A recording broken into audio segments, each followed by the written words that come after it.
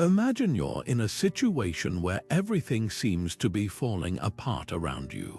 Maybe it's a high-pressure deadline at work, a sudden conflict in a relationship, or perhaps you're stuck in traffic, knowing you're going to be late for something important. Your heart starts racing, your mind begins to spin with worst-case scenarios, and you can feel the stress taking over your entire being. We've all been there, those moments when external chaos threatens to shake us to our core. But what if there was a way to remain calm, focused, and utterly unmoved, even when everything around you is in turmoil? What if you could access a kind of inner fortitude that allows you to navigate high-stress situations not just with composure, but with clarity and purpose? This isn't just a nice idea, it's a practical reality that was mastered by the ancient Stoics, who developed what I like to call a lost blueprint for mental resilience. Centuries ago, thinkers like Marcus Aurelius, Seneca, and Epictetus uncovered profound truths about human psychology and inner strength that remain incredibly relevant today. In his personal writings, Marcus Aurelius reflected, "You have power over your mind, not outside events. Realize this, and you will find strength." That simple yet radical idea is at the heart of Stoic philosophy. While we can't always control what happens to us, we can always control how we respond. This lost blueprint offers timeless tools like the dichotomy of control, cognitive reframing, and mental detachment that empower us to face chaos without being shaken. Throughout this video, we'll explore these core Stoic principles in depth, giving you practical strategies you can apply in your own life. We'll look at how to distinguish between what's within your control and what isn't, how to reframe challenging situations to find opportunity in adversity, and how to develop the mental clarity that allows you to respond rather than react. These aren't just philosophical concepts, they're proven techniques that can help you build unshakable resilience in the face of stress, uncertainty, and pressure. So I invite you to join me on this journey into Stoic wisdom. What if you could transform how you handle life's inevitable challenges? What if you could discover that steady center within yourself that remains calm no matter what storms rage around you? Let's begin. This entire philosophy of resilience rests on one fundamental distinction, a concept so simple yet so profound that the Stoic teacher Epictetus made it the very opening of his famous handbook, the Enchiridion. He begins by stating that some things are within our power while others are not. Within our power are our opinions, our impulses, our desires, our aversions, in essence, everything that is truly our own doing, which boils down to our judgments and the actions that spring from them. Everything else, our property, our reputation, our jobs, even our own bodies, is not entirely within our power. It is subject to the whims of fortune, the actions of other people, and the unpredictable nature of life itself. The immense power of this idea lies in its clarity. It acts as a filter for our mental energy, directing our focus and effort exclusively toward the internal realm where we actually have agency. When you truly internalize this distinction, you stop wasting precious emotional resources trying to control the uncontrollable. Think about a common modern stressor, being stuck in a traffic jam. You have absolutely no control over the red taillights stretching out for miles ahead of you. You cannot control the accident that caused the delay, the timing of the traffic lights, or the driving habits of everyone around you. What you do control, however, is your judgment about this situation. You can choose to see it as a catastrophic disaster that ruins your entire day, fueling your anger and frustration. Or you can judge it as a simple, neutral fact, a delay. From that neutral judgment, you can then choose your action. Perhaps you decide to use the time to listen to an audiobook, make a hands-free phone call to a loved one, or simply sit in silence and gather your thoughts. The event itself is external and beyond your control. Your reaction is your sovereign territory. This principle applies just as powerfully to interpersonal conflicts. Consider receiving harsh criticism from a colleague or a family member. You cannot control their opinion or their choice to voice it. Their words, once spoken, are an external event. But your judgment of those words, whether you take them as a personal attack, as constructive feedback, or as a reflection of their own inner turmoil, is entirely within your power. Your subsequent action, whether you respond defensively, gratefully, or simply choose not to engage, is your own. The Stoic aim is to place our will in harmony with nature, which means accepting the external world as it is, not as we wish it to be, so that we can then pour all of our energy into crafting the best possible responses from within. I want you to pause for just a moment and bring to mind a recent situation that caused you significant stress or anxiety. Now apply this filter. How much of your worry was spent on things completely outside your control, another person's behavior, a past event that cannot be changed, an outcome that hasn't even happened yet? And how much of your energy was focused on what you could actually control, your interpretation of the event and your chosen response? This self-awareness is the first and most critical step in building your inner citadel. This ability to observe without immediately reacting is what the Stoics called cognitive detachment, and it's a crucial skill for maintaining your composure. It's essential to understand that this is not about emotional withdrawal or becoming cold and indifferent to the world around you. The goal isn't to feel nothing, it's to avoid being hijacked by every passing feeling or thought. It's about creating a small space between a triggering event and your response, a space where you can choose how to act based on reason rather than impulse. The Roman philosopher Seneca captured this perfectly when he wrote, "The greatest remedy for anger is delay." He wasn't suggesting we suppress our emotions, but rather that we master them by subjecting them to the clear light of reason before we allow them to dictate our behavior. Consider a modern work crisis. A major project you've been leading suddenly falls apart due to a mistake you didn't catch. The initial, raw reaction might be a surge of panic, frustration, or even self-recrimination.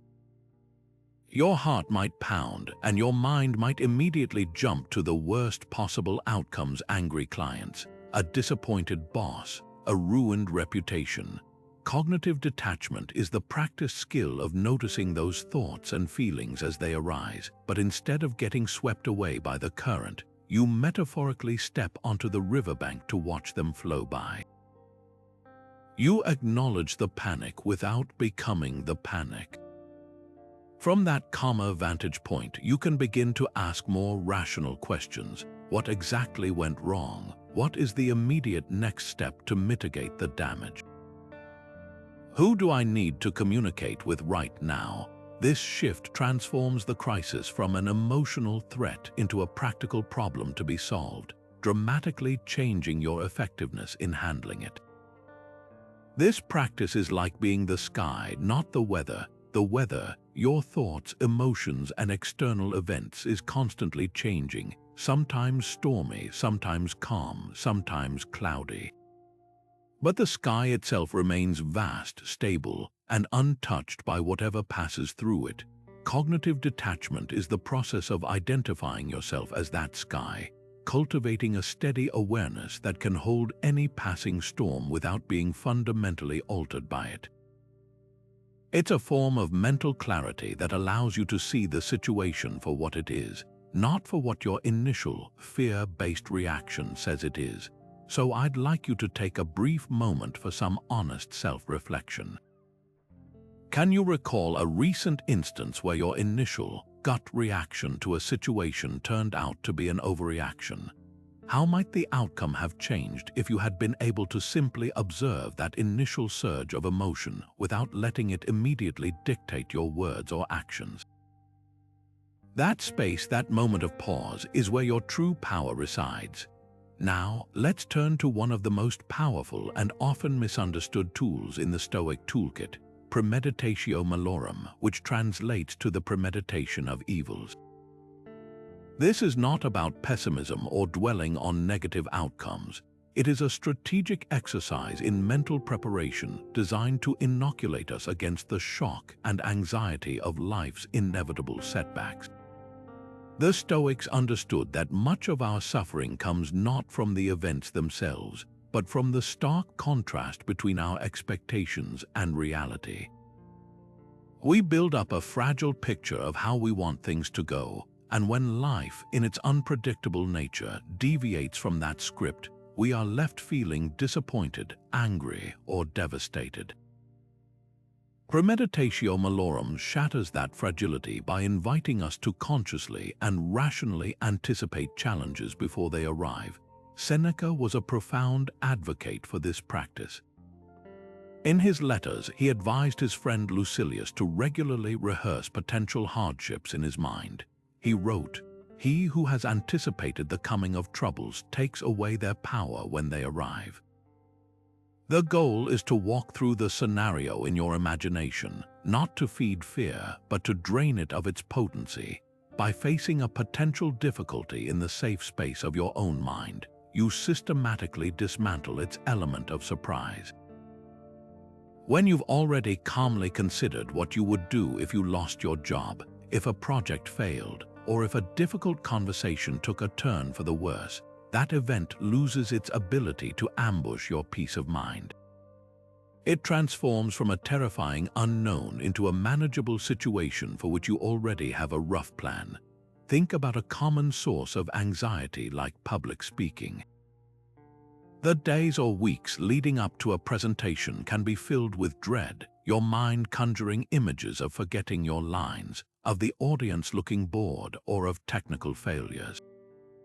Premeditatio malorum would have you sit down and intentionally walk through these possibilities. What if the clicker for your slide stops working?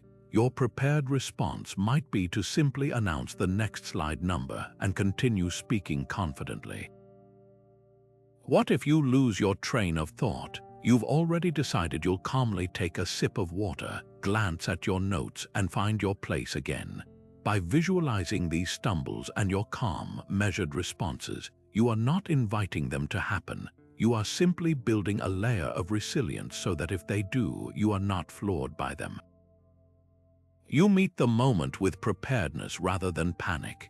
This mental rehearsal is the difference between a sailor who is terrified of every storm and one who has diligently trained for heavy weather. The skilled sailor knows the storm is a possibility, has checked the gear, and has a plan for reefing the sails and riding out the waves. The storm is still powerful and demands respect, but it does not provoke blind terror because the sailor has already met it in their mind. Premeditatio malorum makes you that skilled sailor of your own life. It is an active, empowering process that replaces anxiety with agency. You are no longer a passive victim of circumstance, but an active participant who has already considered the map of possible futures. So I pose this question to you. What is one upcoming challenge, however big or small, that you could mentally rehearse? Visualize it not with fear, but with the calm curiosity of a problem solver. See yourself navigating it with composure. By doing so, you are not preparing for failure. You are building an unshakable confidence that you can handle whatever comes your way. Now, let's explore a cornerstone of Stoic practice that acts as the practical mechanism behind cognitive detachment. This is the discipline of assent, a concept Epictetus emphasized as vital for maintaining our peace of mind. In simple terms, assent is the act of giving our agreement or approval to an initial impression. When an event occurs, our minds immediately generate a raw, unfiltered interpretation, an appearance. The discipline of assent is the trained habit of pausing before we automatically agree with that initial interpretation. We learn to withhold our judgment, to question the first impression, and in doing so, we create a critical gap between the event and our emotional and behavioral response. Epictetus offered a powerful metaphor for this. He said, "Don't let the force of an impression when it first hits you knock you off your feet. Just say to it, hold on a moment, let me see who you are and what you represent. Let me put you to the test." He understood that our initial impressions are often deceptive, colored by our biases, fears, and past experiences. They are not facts, they are merely suggestions. An event happens and our mind immediately offers a story about what it means. The untrained mind accepts that story as absolute truth and reacts accordingly. The disciplined mind, however, treats that story as a hypothesis to be investigated before any action is taken. Consider a modern scenario. You receive a terse, one-line email from your boss that reads, "See me in my office at 3 p.m." The initial impression, the appearance, might instantly scream, "You're in trouble. What did you do wrong? You're going to be fired." This impression carries with it a surge of anxiety and dread. If you give your immediate assent to this interpretation, you will spend the next several hours in a state of high stress, your body flooded with cortisol, mentally rehearsing defensive arguments, and completely unable to focus on your work. This is the knocked off your feet reaction Epictetus warned against. Now apply the discipline of assent. The email is a fact. The thought, "I am in trouble," is merely an impression. You pause and put it to the test. You ask rational questions. Is there any other possible explanation for this meeting? Could it be to discuss a new project? To get an update on a current one? To ask for my opinion on something? Perhaps my boss is simply rushed and the email seems terse but isn't meant to be ominous. By withholding your immediate agreement with the worst-case scenario, you drain the situation of its automatic emotional charge. You might still feel a flicker of uncertainty, but you are no longer dominated by it. You can then choose a rational action, such as calmly continuing your work until 3 o'clock, walking into the meeting with a clear and composed mind, ready to engage with whatever is actually on the agenda. This practice is incredibly powerful in interpersonal conflicts as well. Imagine your partner makes an offhand comment that your initial impression interprets as a personal criticism. The automatic reaction is to feel hurt and lash out defensively. But if you practice withholding assent, you create a moment to question that interpretation. Did they truly mean it that way? Could I be misreading their tone? What is the charitable interpretation of their words? This tiny pause can prevent countless arguments and foster much deeper understanding. The space between the external event and your internal agreement is where your freedom lies. It's the difference between being a puppet jerked around by every passing impression and being the puppeteer who consciously decides which strings to pull. Think back over the last week. Can you identify a moment where an automatic, unchecked judgment, an immediate assent to a negative impression, created unnecessary stress or conflict in your day? Recognizing that pattern is the first step toward building the discipline to interrupt it. Now we arrive at one of the most transformative and profound concepts within the Stoic framework, a principle that takes acceptance to an entirely new level, Amor Fati. This Latin phrase translates to a love of one's fate, and it represents the ultimate Stoic mindset shift. It's not merely about tolerating or grudgingly accepting the difficult events that befall us. It is about actively embracing everything that happens, the good, the bad, and the seemingly unbearable, as if you had chosen it yourself, recognizing it as necessary and ultimately beneficial for your growth. The German philosopher Friedrich Nietzsche, who was deeply influenced by Stoic thought, later captured this idea perfectly when he wrote, "My formula for greatness in a human being is Amor Fati, that one wants nothing to be different, not forward, not backward, not in all eternity." Not merely bear what is necessary, but love it. This philosophy finds its roots in the Stoic commitment to living in accordance with nature. Marcus Aurelius repeatedly counseled himself to accept the course of events as the unfolding of a rational, interconnected whole. He wrote, "A blazing fire makes flame and brightness out of everything that is thrown into it." Another time he advised, "Accept the things to which fate binds you, and love the people with whom fate brings you together, but do so with all your heart." For the Stoics, every single event, without exception, provides raw material for the practice of virtue. A smooth, easy path offers little resistance to build strength of character. It is the obstacles, the setbacks, and the unexpected detours that provide the necessary friction to sharpen our wisdom, deepen our courage, and cultivate our resilience. Amor Fati is the conscious decision to not just work with this raw material, but to cherish it. Consider the historical example of the Stoic philosopher Musonius Rufus, who was exiled to the barren, desolate island of Gyara. Rather than succumbing to despair over his terrible fortune, he chose to see his exile as an opportunity.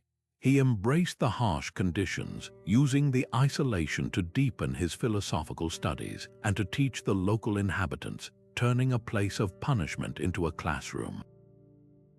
He didn't just make the best of a bad situation, he transformed the meaning of the situation itself through his perception of it. The obstacle, in his eyes, became the very thing that advanced his purpose. This is the alchemy of Amor Fati. It doesn't change the external event, but it completely transmutes your internal experience of it, turning leaden hardship into golden opportunity. How do we begin to apply this seemingly radical idea in our own lives? It starts with a subtle but powerful reframing of the questions we ask when faced with difficulty. Instead of asking, "Why did this happen to me?" which leads down a path of victimhood and resentment, we can learn to ask, "What does this make possible? How can this challenge serve me? What strength can I build here that I couldn't have built in easier circumstances?" Perhaps a project failure becomes the necessary lesson that teaches you humility and thoroughness, virtues you would have never learned from an easy success. Maybe a period of ill health forces you to slow down and reevaluate your lifestyle priorities, leading to a deeper appreciation for well-being. Even the pain of a broken relationship can carve out a greater capacity for empathy and self-awareness that enriches your future connections. The practice is to look unflinchingly at the event and to find or even assign its value. So I put this challenge to you. Can you look back at a recent setback, a disappointment, or a frustration, and consciously identify one piece of value that emerged from it? It might be a lesson learned, a hidden strength discovered, or a path not taken that led you somewhere better. The goal isn't to pretend it didn't hurt, but to recognize that even the hurt had a purpose in the larger tapestry of your life. When the pressure mounts and the noise of the world feels deafening, there is a powerful Stoic technique designed to instantly restore a sense of calm and proportion. It's called the view from above, and it is a deliberate mental exercise where you consciously zoom out from your immediate, myopic perspective to see your life and your problems within the vast, unfolding tapestry of space and time. This isn't about dismissing your struggles as meaningless. It's about contextualizing them, which has the profound effect of reducing their perceived weight and shrinking overwhelming anxieties down to a manageable size. Marcus Aurelius was a master of this practice, frequently invoking it in his private meditations to ground himself amidst the immense burdens of leading an empire. He would remind himself to regularly take a bird's-eye view of the world, to see the countless cities, peoples, and dramas playing out simultaneously, and to recognize his own brief life as but a tiny speck in the grand sweep of cosmic history. This perspective was his anchor, a way to remember that his personal stressors, while real and important to him, were part of a much larger, more majestic whole. You can think of this practice as the ancient equivalent of using a drone camera in your mind. Imagine you're feeling utterly consumed by a problem, perhaps a tense disagreement with a coworker that has left you seething at your desk. Your entire field of vision is filled with this conflict. It feels like the most important thing in the world. Now, activate the view from above. Mentally pull the camera back. See yourself sitting in your chair in your office. Then see that office as one room on one floor of a large building. Pull back further. See that building as one structure in a sprawling city, filled with millions of other people, each with their own joys, fears, and pressing concerns. Keep going. See the city from the sky, then as a patch on the coast of a vast continent, itself a fragment of a planet spinning through the immense blackness of space. From this vantage point, that argument begins to look different. It hasn't vanished, and it may still require a rational response, but its power to dominate your entire emotional state has been dissolved in the breathtaking vastness of the cosmos. You regain the clarity that you are more than this single moment. You are a participant in something unimaginably large and ancient. The immense value of this exercise is that it directly counteracts the ego's tendency to inflate every minor event into a catastrophe. Our brains are wired for survival, so they often treat a critical email with the same initial urgency as a physical threat. The view from above engages your higher reasoning faculties to override this alarm system, providing a calming, rational counter-narrative. It's a form of cognitive therapy that asks a simple, grounding question. In the grand scheme of things, how much does this truly matter? The answer is almost never, not at all, but rather, it matters, but not enough to sacrifice my entire peace of mind over. This shift doesn't lead to inaction. It leads to purposeful, measured action free from the distortions of panic and self-importance. You can address the coworker from a place of calm assertiveness rather than reactive anger. You can tackle the project deadline with focused determination instead of frantic anxiety. This technique is incredibly versatile. You can use it for minor daily irritations, like being cut off in traffic, by instantly zooming out to see the hundreds of cars all flowing toward their destinations.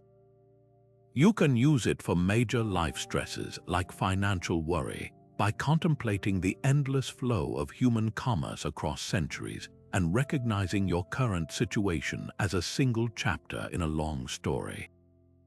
The goal is to become proficient at toggling between two essential perspectives: the close-up view, where you engage with your life with passion and responsibility, and the cosmic view, where you find serenity by remembering your small but valuable place in the universe. The next time you feel that familiar surge of overwhelm, whether from a looming deadline, a personal conflict, or just the accumulated weight of a difficult day, I encourage you to try this. Close your eyes for just 30 seconds and perform this mental zoom out. Watch as the sharp edges of your immediate problem are gently smoothed by the expansive, quieting panorama of time and space. It is a practical way to reclaim your calm and remember that you are, and always have been, a part of something much larger than this present moment. While we often associate mindfulness with modern meditation apps and Eastern philosophies, the Stoics were pioneers of a powerful, action-oriented form of presence over 2,000 years ago. This Stoic mindfulness is not about emptying the mind or achieving a state of passive bliss. It is about the vigorous, full engagement with the present moment, directing all of our attention and effort toward the task immediately at hand. The ultimate goal is not relaxation for its own sake, but the focused execution of virtuous action right here, right now.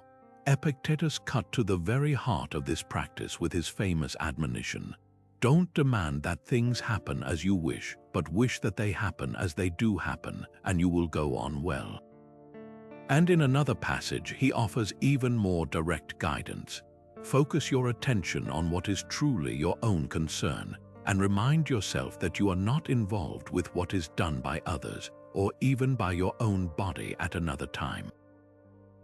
Concentrate on what is in front of you. The critical distinction between this ancient practice and some modern interpretations lies in its purpose. While both seek to anchor awareness in the now, Stoic mindfulness is fundamentally teleological. It is directed toward an end, which is living virtuously. The present moment is not just a point in time to be observed, it is an arena for moral action. Your focus is not on your breath to achieve calm, but on the specific, concrete duty directly in front of you so that you may perform it with excellence, justice, courage, and wisdom. The calm that follows is a byproduct of this virtuous engagement, not the primary objective. This transforms mindfulness from a retreat from the world into a powerful tool for navigating it with integrity. Imagine you are in the middle of a hectic workday. Your inbox is overflowing, your phone is buzzing with notifications, a colleague has just dropped an urgent request on your desk, and in the back of your mind, you're already anxious about a presentation you have to give tomorrow. Modern mindfulness might advise you to take a few deep breaths to center yourself, which is undoubtedly valuable. Stoic mindfulness would take that a step further. It would direct you to consciously, deliberately narrow your entire world down to the single most important task you can control at this very second. You acknowledge the chaos, you accept its presence, and then you make a conscious choice. For the next 25 minutes, my entire universe is drafting this one report. Nothing else exists. You pour your entire being into that one action. You are not just doing the task, you are fully present for it, aiming to complete it not just adequately, but with a sense of purpose and excellence. The worry about tomorrow's presentation is a thought about the future. It is not the reality of this moment. The buzzing phone is a potential distraction for a future moment, not for this one.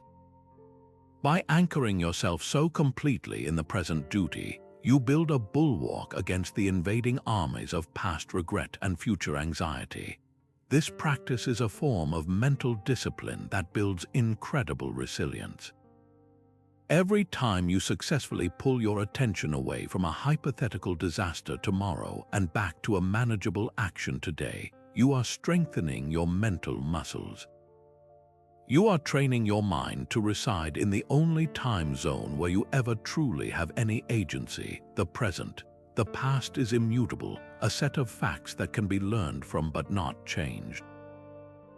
The future is a realm of infinite possibility and uncertainty which we can prepare for but cannot control. The present moment, however, is the point of impact. It is the only place where your will can actually interact with the world. By focusing all your power here, you stop leaking energy into realms where it is utterly wasted. This is how you reclaim a sense of control and effectiveness, not by managing time, but by mastering your attention within it. So I want you to take a brief inventory of your own mental habits. In the quiet spaces of your day, where does your mind tend to wander? How much of your present peace is eroded by rehearsing conversations that haven't happened yet or reliving moments that have already passed? The practice of Stoic mindfulness invites you to gently but firmly guide it back again and again to the solid ground of the here and now, where your true power has always resided. This concept of anchoring in the present moment is how we begin the daily, brick-by-brick construction of something far more permanent. What the great Stoic Emperor Marcus Aurelius poetically referred to as our inner citadel. He didn't see resilience as a mysterious gift bestowed upon a lucky few, but as a fortress of the mind that each of us must consciously and diligently build for ourselves through the consistent practice of core principles. In his private writings, now known as Meditations, he counseled himself, You have a fortress inside you that nothing can break into or demolish unless you yourself throw open the gates and invite the enemy in. This powerful metaphor captures the essence of Stoic strength. It is not a rigid, impenetrable wall that isolates you from the world, but a strong, central keep within you, a place of unwavering calm and clarity that remains standing no matter how fiercely the storms of life rage outside its walls. The critical insight here is that this inner citadel is not something you are born with, it is something you build. Its strength is not measured by the absence of challenges, but by your ability to meet those challenges with virtue and reason. Every time you practice the discipline of ascent by pausing before reacting, you are laying another stone. Every instance where you apply Amor Fati to embrace a difficulty as fuel for growth, you are reinforcing the foundations. Each moment you use the view from above to regain perspective, you are raising the walls a little higher. This is active, ongoing work. It requires a personal code of conduct, a set of consciously chosen values that act as the architectural blueprint for your character.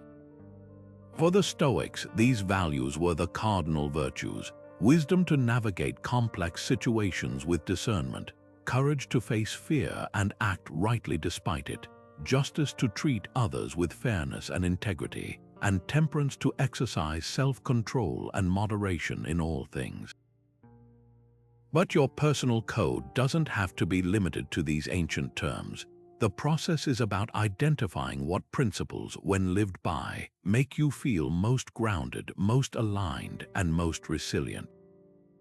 Perhaps one of your core values is authenticity, the commitment to acting in accordance with your true self rather than being swayed by social pressure.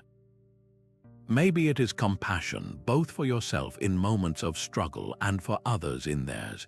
It could be perseverance, the determination to keep moving forward even when progress is slow and difficult. The power of defining these values is that they become your internal compass. When external chaos erupts, a sudden financial loss, a hurtful comment, a professional failure, you don't have to frantically search for how to react.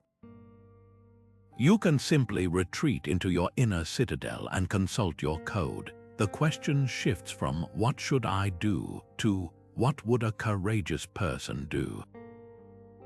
Or "how can I respond with integrity here?" This is how you cultivate an unshakable core. It's not about avoiding emotion or becoming a Stoic statue. It's about having a deeply rooted set of principles that allows your emotional weather to pass through without causing a structural collapse. A person without this foundation might be completely demolished by criticism, their entire sense of self-worth crumbling based on another's opinion. But a person who has built their citadel on the principle of self-defined worth can hear the same criticism, feel the initial sting, and then retreat inward to evaluate it. They can ask, is there truth in this that I can use to grow, or is this simply a reflection of the other person's perspective? The outcome is then a choice, not a reaction. The fortress holds, so I want to leave you with a question to sit with, a practical step in your own construction project. Looking at your life and the challenges you currently face, what 3 or 4 core values would, if you strengthen them, make your inner citadel truly impregnable? Is it a greater sense of patience, a deeper well of courage, a more consistent practice of fairness? Identifying these is the first step toward building them. Understanding these powerful concepts is one thing, but the real transformation occurs when we move from theory into consistent, daily practice. This is the essence of Stoic resilience training, the deliberate, repetitive exercise that forges mental toughness just as surely as physical training builds muscle. The key insight, one that Seneca emphasized repeatedly, is that consistency in small efforts far outweighs sporadic bursts of intense effort. He advised in his letters that we should subject ourselves to a daily audit, a gentle but firm examination of our actions and reactions. He wrote, "When the light has been removed and my wife has fallen silent, I examine my entire day and go back over what I've done and said, hiding nothing from myself, passing nothing by." This nightly review wasn't an exercise in self-flagellation. It was a loving and honest accounting, a way to celebrate small victories in virtue and to note where old habits of reactivity had taken over, all with the goal of doing slightly better the next day. The beauty of this approach is its accessibility. You don't need to retreat to a mountaintop or dedicate hours of your day to see profound results. The most effective practices are often simple, brief, and seamlessly integrated into the rhythm of your existing routine.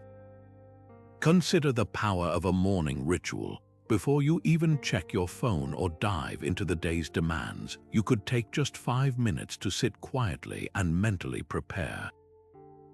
This isn't about crafting a complex to-do list. It's about setting your philosophical bearings for the day ahead.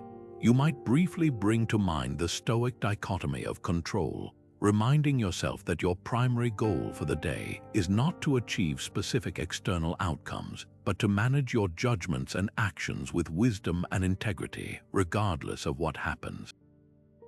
You could engage in a moment of premeditatio malorum, anticipating a potential challenge you might face, a difficult meeting, a tedious chore, and visualizing yourself navigating it with calm and composure. This isn't pessimistic, it's preparatory, arming you with mental fortitude before the day's battles even begin. Then, as Seneca modeled, there is the evening review. This is perhaps the most potent tool for gradual, lasting growth. In the last quiet moments before sleep, you can look back over the day with a kind yet discerning eye. You might ask yourself a few simple questions in a journal or in your mind. Where did I act in alignment with my values today? When did I allow an external event to disturb my peace? Did I waste energy on things outside my control? Was my response to that criticism driven by reason or by ego? The goal is not to dwell on mistakes with regret, but to observe them with the detached curiosity of a scientist studying data. Each evening's review provides another data point, another lesson that slowly rewires your automatic responses. Over weeks and months, this practice builds profound self-awareness, allowing you to spot your reactive patterns before they take over. Beyond these reflective bookends to your day, there are countless micro-practices you can weave into the fabric of your life. The next time you're standing in a slow-moving line, instead of immediately reaching for your phone to numb the irritation, you could choose to practice the discipline of assent. Observe the initial impression of frustration and consciously withhold your agreement from it.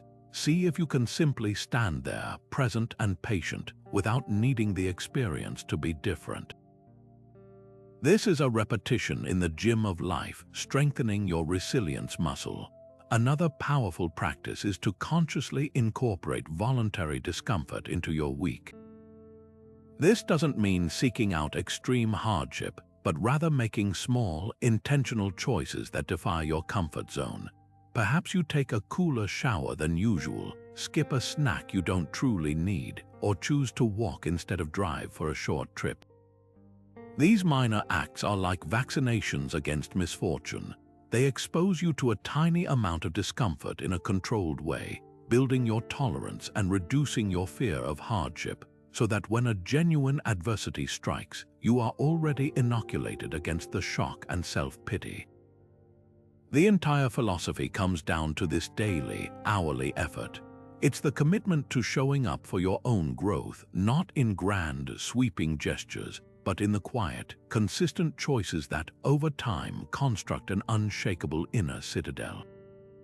So the most important question is not whether you understand these ideas, but which one you will put into practice. What is one small, manageable Stoic habit you can commit to, starting literally today? This relentless focus on building inner strength brings us to one of the most liberating applications of Stoic wisdom: learning to erect a shield against the opinions and judgments of others. In a world saturated with social media, constant feedback, and the pressure to conform, the ability to remain grounded in your own values is nothing short of a superpower. The Stoics understood that seeking validation from external sources is a recipe for perpetual anxiety and fragility.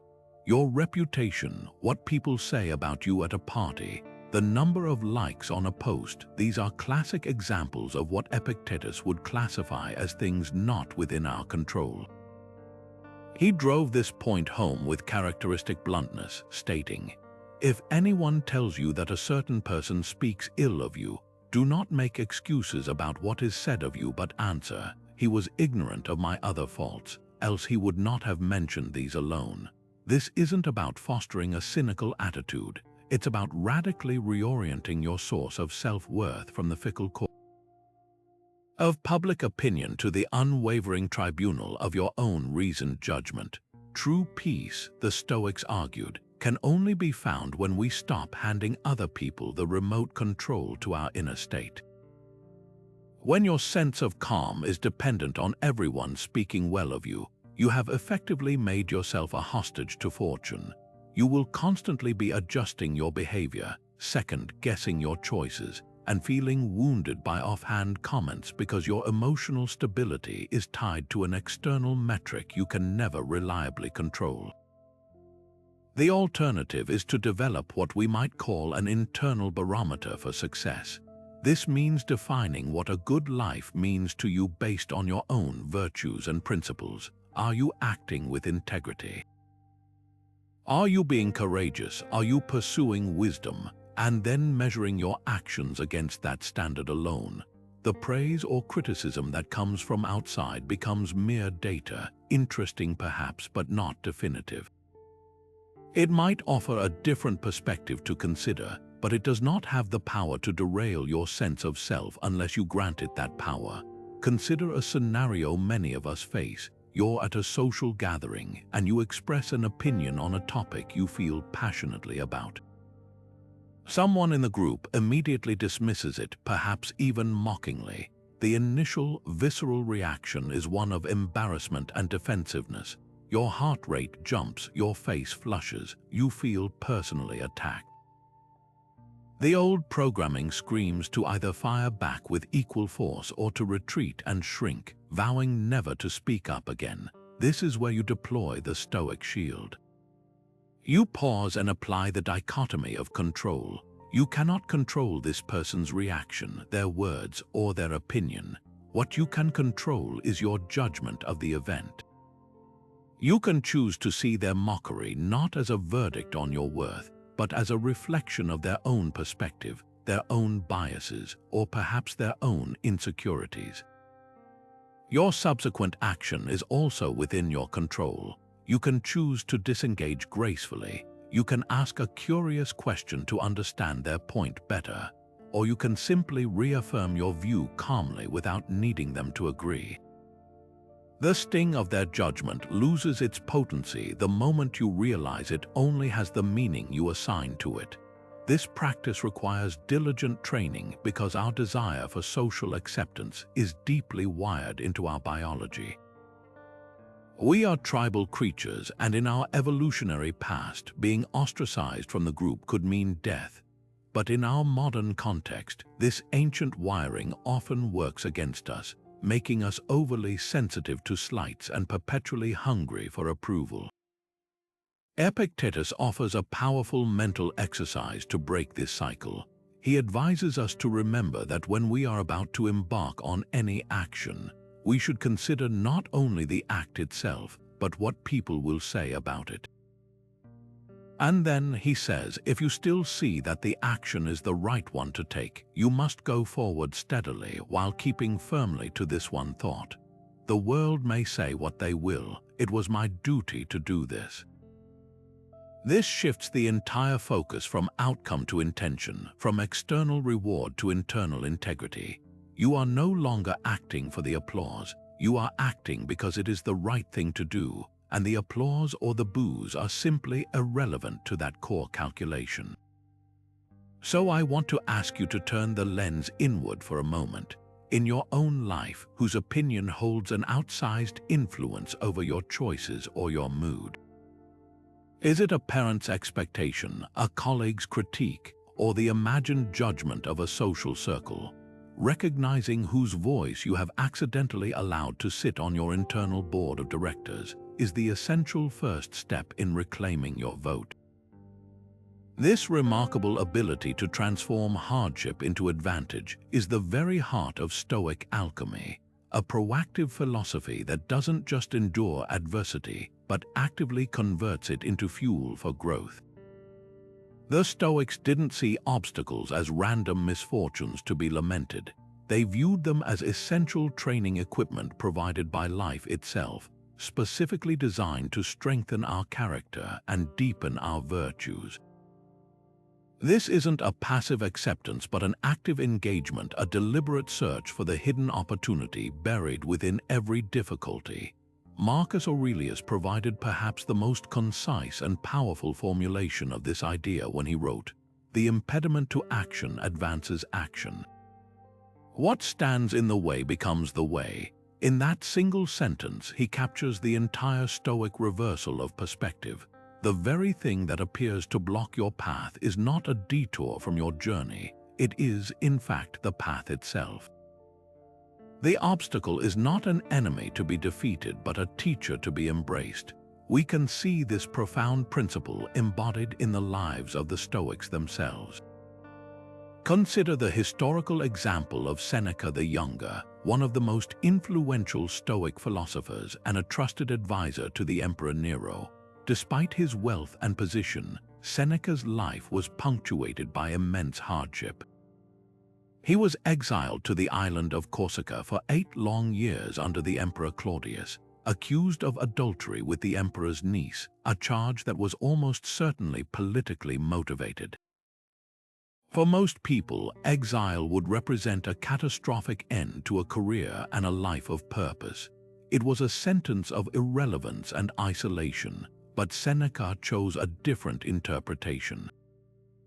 In his writings from Corsica, he reframed his exile not as a punishment, but as an opportunity for unparalleled philosophical study and self-examination. He saw it as a chance to practice the very virtues he wrote about: courage in the face of uncertainty, temperance in a simpler life, and wisdom in using his solitude productively. The obstacle of exile became the way for him to deepen his understanding and live his philosophy more authentically than he ever could in the turbulent politics of Rome. He was later recalled to Rome and faced an even greater test, managing the increasingly erratic and dangerous Nero. His ultimate fate, being ordered to commit suicide by the emperor he served, was the final obstacle. Even then, accounts describe his death as a final lesson in Stoic composure, facing the end with reason and courage, turning the ultimate impediment into a final, powerful expression of his values. This transformative approach is not just ancient history, it's a practical mindset we can apply to the challenges of our own lives. The mechanism is a simple but powerful shift in the questions we ask when confronted with a setback. Instead of asking, "Why did this happen to me?"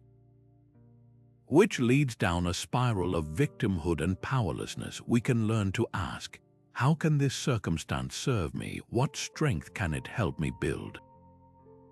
What does this make possible that wasn't possible before?" A project failure at work is no longer just a blow to your ego. It becomes a rigorous lesson in humility, thoroughness, and resilience that an easy success could never have provided. A period of financial difficulty can become a masterclass in distinguishing between needs and wants, fostering creativity and resourcefulness. Even the pain of a personal loss can carve out a deeper capacity for empathy and a renewed appreciation for connection. The obstacle itself hasn't changed, but your relationship to it has been completely transmuted. You are no longer a passive recipient of misfortune, but an active alchemist, working to extract gold from base metal. This practice requires us to see every challenge as a kind of tailor-made gym for the soul. Just as a weightlifter doesn't curse the heaviness of the barbell, but recognizes it as the very thing that will build muscle, we can learn to welcome resistance as the necessary friction for developing strength of character. The difficult coworker who tries your patience is not a nuisance to be avoided. They are your personal trainer for practicing patience and understanding. The unexpected delay that wrecks your schedule is not a disaster. It's an unplanned session in adaptability and presence. When you begin to view your life through this lens, you start to see that nothing is wasted. Every single experience, especially the uncomfortable and painful ones, contains within it the raw materials for your growth.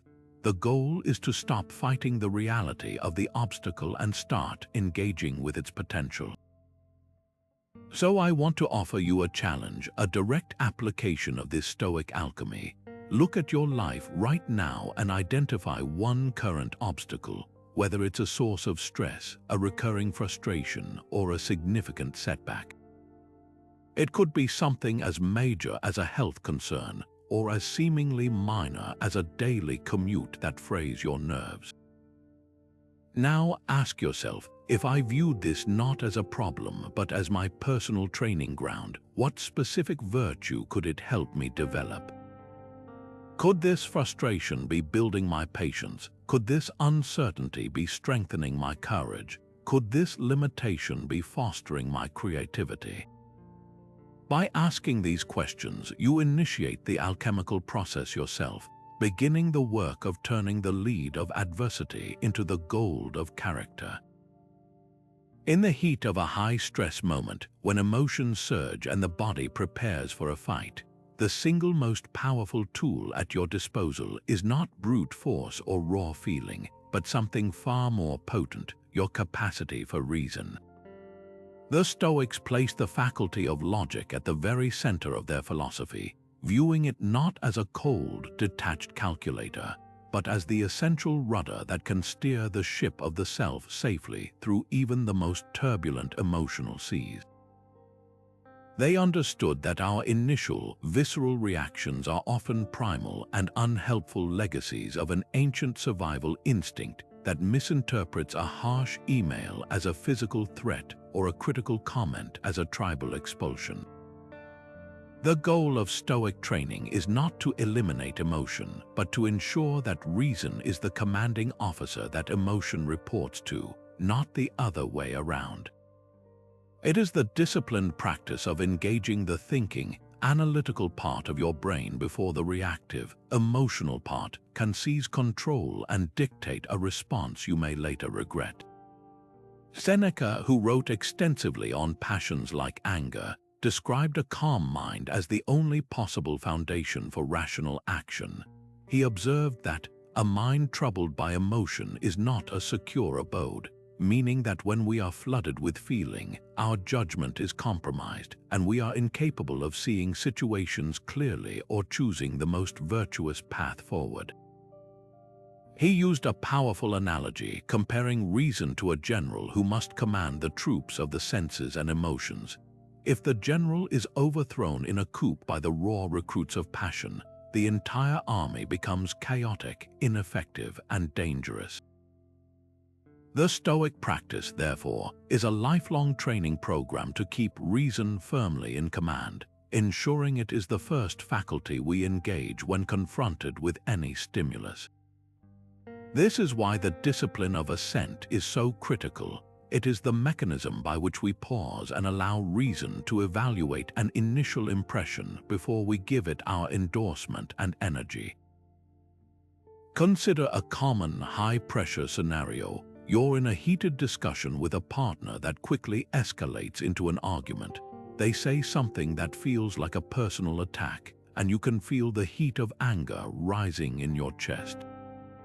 The emotional, reactive response is to fire back with a cutting remark of your own, to defend your position aggressively, or to shut down completely. This is the path of least resistance, the automatic pilot of hurt feelings and wounded pride. Engaging reason, however, looks entirely different. It means that in the split second after that hurtful comment lands, you consciously activate your inner pause button. You take a breath and you use that sliver of time to deploy logic. You might ask yourself rational questions. What is the underlying need behind their words? Are they actually attacking me, or are they expressing their own frustration poorly? What is my ultimate goal in this conversation? Is it to win the argument or to reach a mutual understanding and strengthen our connection? From that place of reasoned inquiry, your response shifts dramatically. Instead of a retaliatory strike, you might say, "It sounds like you're really frustrated. Help me understand what's behind that." This simple act of reframing, guided by reason, has the power to de-escalate the entire situation, transforming a potential battle into a collaborative problem-solving session. This skillful application of reason is what separates a reactive response from a thoughtful one. It is the difference between sending an angry email you can't unsend and drafting a response, sitting on it for an hour, and then editing it with a cooler head to address the actual issue rather than just venting your feelings. It is the difference between making a panicked, disastrous financial decision when the market dips and consulting logic and a long-term plan to stay the course. Reason provides the clarity to see the situation objectively, separate from the story our emotions are desperately trying to tell us. Every time we successfully allow reason to take the lead, we are not being cold or unfeeling. We are being architects of a better outcome. We are choosing the most effective tool for the job at hand. I wonder if you can recall a moment in your own recent past where taking even a few extra seconds to engage a logical thought helped you avoid a decision you would have later regretted. Perhaps it was choosing not to engage in online drama, or deciding to sleep on a big purchase, or simply counting to 10 before responding to a provocation.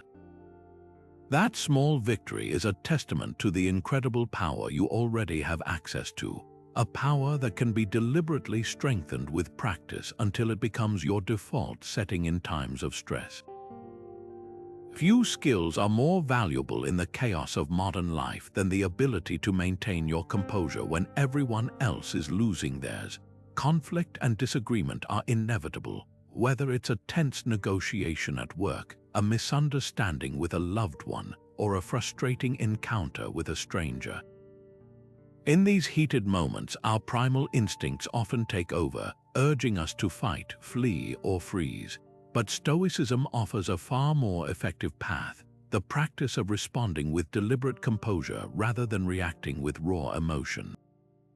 This isn't about winning arguments, it's about preserving your own peace and integrity regardless of the outcome. The Stoic teacher Epictetus, who knew a great deal about dealing with difficult people from his life as a slave, provided timeless guidance on this.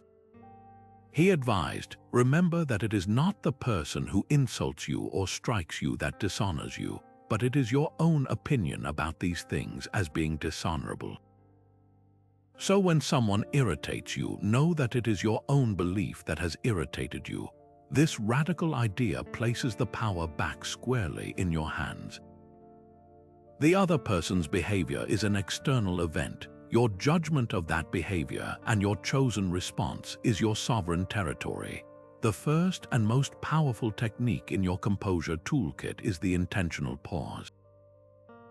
Before a single word leaves your mouth, train yourself to take one deep, conscious breath. This simple act creates a critical sliver of space between the provocation and your response. It interrupts the autonomic nervous system's surge toward fight or flight and gives your prefrontal cortex, the seat of reason and executive function, a chance to engage. In that brief moment of silence, you are not being passive, you are being strategic. You are gathering your resources and choosing your next move rather than having it chosen for you by your amygdala. This pause allows you to truly listen to what the other person is saying, not just to the words themselves, but to the underlying need or fear that might be driving their outburst. Often, anger is just hurt in disguise, and criticism is a clumsy plea for understanding. This leads to the second technique, the Stoic art of reframing the other person's perspective. Epictetus encourages us to consider the state of mind of the person causing offense.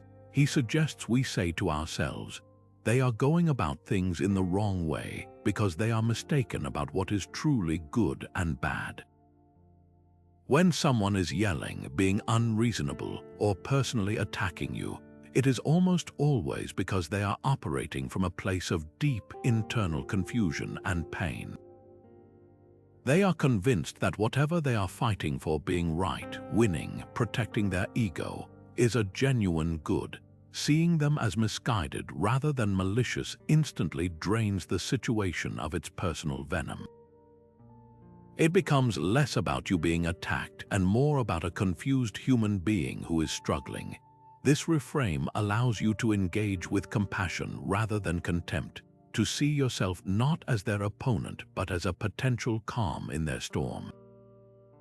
You can then choose to respond to the pain behind the words instead of reacting to the words themselves. Ultimately, Stoic composure in conflict is about shifting your goal from controlling the other person to mastering yourself. Your aim is no longer to make them see reason or to admit they are wrong outcomes firmly outside your control. Your new, empowering goal is to conduct yourself in accordance with your own virtues, to be just in your assessments, courageous in your calm, wise in your words, and temperate in your emotions. You can speak your truth clearly and firmly without needing to escalate the temperature in the room. You can hold a boundary with steady resolve without resorting to aggression. And sometimes the most virtuous action is to disengage entirely, recognizing that no productive dialogue can occur until emotions have cooled. This inner shift is profoundly liberating. You are no longer a hostage to another person's mood. You are an active agent of your own principles. The success of the interaction is redefined not by whether you got your way, but by whether you remain true to your character. So I'd like you to take a quiet moment for an honest reflection. When you find yourself in a heated moment, what is your default setting? Do you feel the heat rise and lean into the fight? Do you shut down and retreat to avoid the discomfort? Or do you have a practiced space where you can choose a different, more empowered response? Now let's explore a Stoic practice that might seem counterintuitive at first, but is incredibly effective for building real, tangible resilience, the deliberate and occasional choice to embrace discomfort. This isn't about seeking out pain or engaging in extreme asceticism. It's a training method, a way to voluntarily strengthen your mental and emotional muscles so that when involuntary hardship inevitably arrives, you are already prepared, already inoculated against the shock. The Stoics understood that much of our suffering stems not just from the difficult events themselves, but from our softness, our unfamiliarity with discomfort, and the sheer terror we feel when our comfort zone is breached. By occasionally and consciously stepping out of that zone on our own terms, we systematically reduce that fear and build a deep-seated confidence that we can handle more than we think. Seneca, despite being one of the wealthiest men in Rome, was a profound advocate for this practice. He regularly engaged in what he called poverty practice. For a set period of time, he would live on the cheapest bread, wear his most worn-out clothes, and sleep on a hard bed. He wasn't punishing himself, he was conducting a philosophical experiment. He wrote, "Set aside a certain number of days during which you shall be content with the scantiest and cheapest fare, with coarse and rough dress, saying to yourself the while, 'Is this the condition that I feared?'" His goal was to test his own assumptions and desensitize himself to the fear of loss. He wanted to prove to himself, through direct experience, that he could not only survive but even find a sense of self-sufficiency and freedom in having very little. This practice dissolved the anxiety that clung to his wealth. He knew that even if he lost it all, he would be okay. He had already walked that path voluntarily and discovered his own resilience. The modern applications of this are endless and can be tailored to your own life in practical, manageable ways. It's not about giving up your home or your livelihood. It's about introducing small, controlled doses of discomfort to build your tolerance. Perhaps you choose to take a cold shower for the final minute of your morning routine. That initial shock of cold is a mini battle with your own instinct to avoid discomfort. When you choose to stay under the water and breathe through it, you are not just getting clean, you are training your mind to stay calm and in command when your body is screaming for escape. You are practicing the discipline of ascent with a physical sensation, learning to observe the intense feeling without being ruled by it. That same mental muscle will be there for you when you receive shocking news or face a sudden professional setback. Maybe your practice involves a digital fast, intentionally leaving your phone at home for an afternoon, or turning off all notifications for a full day. The initial itch of FOMO, the anxiety of being disconnected, is a form of modern discomfort. By willingly sitting with that feeling instead of immediately scratching it with a screen, you are building resilience against the fear of missing out and strengthening your ability to be truly present. Another powerful practice is to occasionally choose the harder physical option. Take the stairs instead of the elevator, walk or bike for a short journey instead of driving, or do a demanding chore without labor-saving gadgets. Each of these small acts is a vote for your own capability. They are repetitions in the gym of your willpower, reminding you that ease and convenience are pleasant luxuries, but they are not requirements for your happiness or effectiveness. The profound benefit of this training is that it fundamentally changes your relationship with adversity. When you are no longer phobic of discomfort, when you have a library of experiences proving you can handle hard things, the unpredictable nature of life loses its power to terrorize you. A delayed flight becomes a minor inconvenience rather than a ruinous event. A power outage becomes a brief adventure in simplicity rather than a crisis. A financial pinch becomes an opportunity to get creative rather than a source of panic. You stop seeing comfort as the default state and hardship as an abnormal intrusion, and you start to see life as a flowing mix of both, each with its own value and purpose. The voluntary embrace of difficulty is the ultimate act of taking responsibility for your own resilience, ensuring that you are never caught completely off guard. So I want to leave you with a simple, actionable question to consider. What is one mild, completely safe form of discomfort could you intentionally invite into your life this week? It doesn't have to be dramatic. Could you skip a meal and sit with the feeling of hunger for an hour? Could you spend an evening without any entertainment, just sitting with your own thoughts?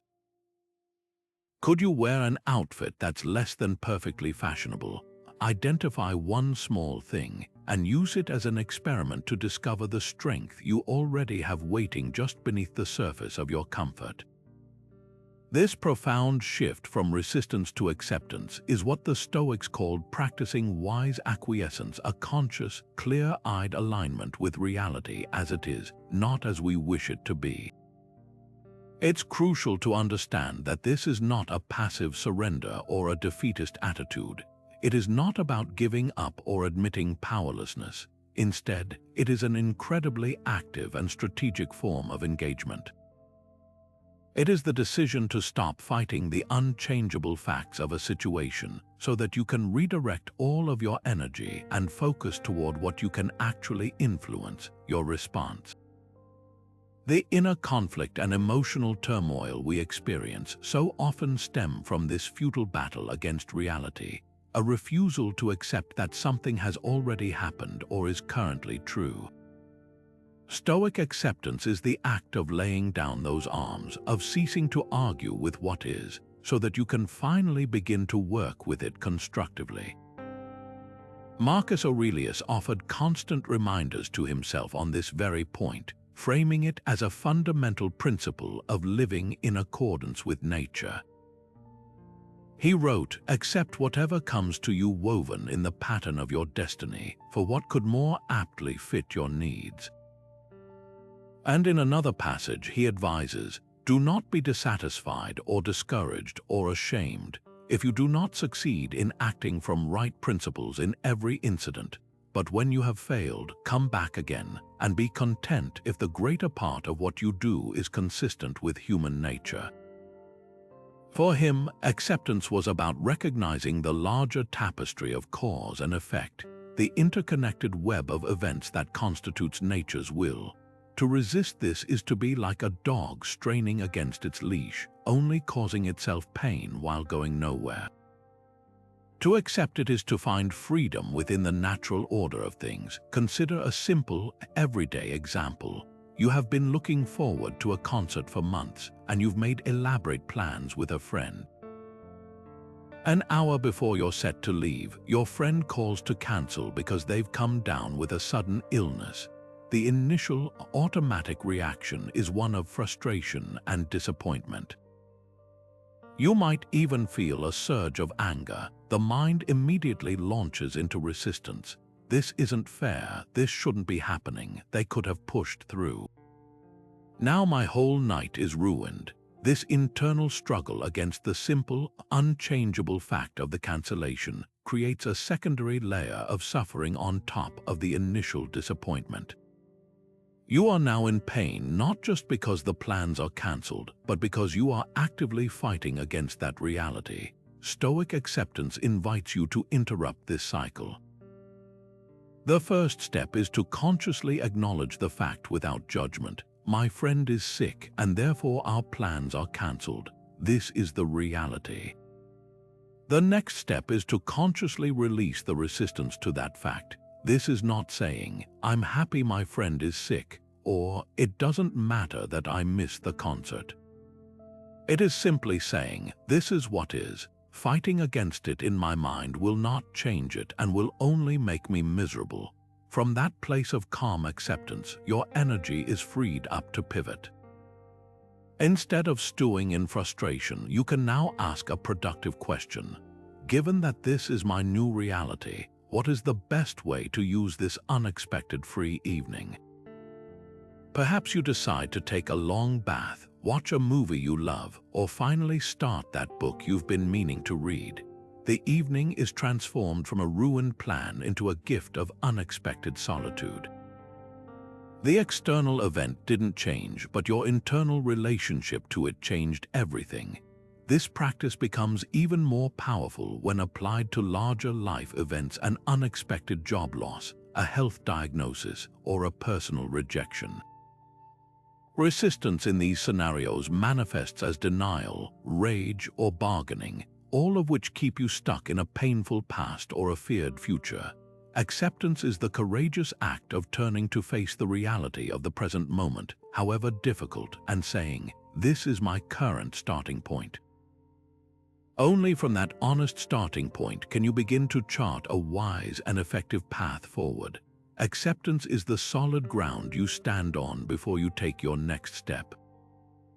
It is the essential precondition for any meaningful action. So I pose this question to you as a practical invitation to practice this today. Look at your life right now with gentle honesty. What is one thing, large or small, that you are currently spending mental energy resisting? Is it a difficult person you have to interact with, a household chore you dread, a change in your routine, or perhaps a larger circumstance you wish were different? What would it feel like just for today to consciously stop arguing with that reality and to simply accept it as the current state of things? Notice how that act of release might free up energy you can then redirect toward a thoughtful and empowered response.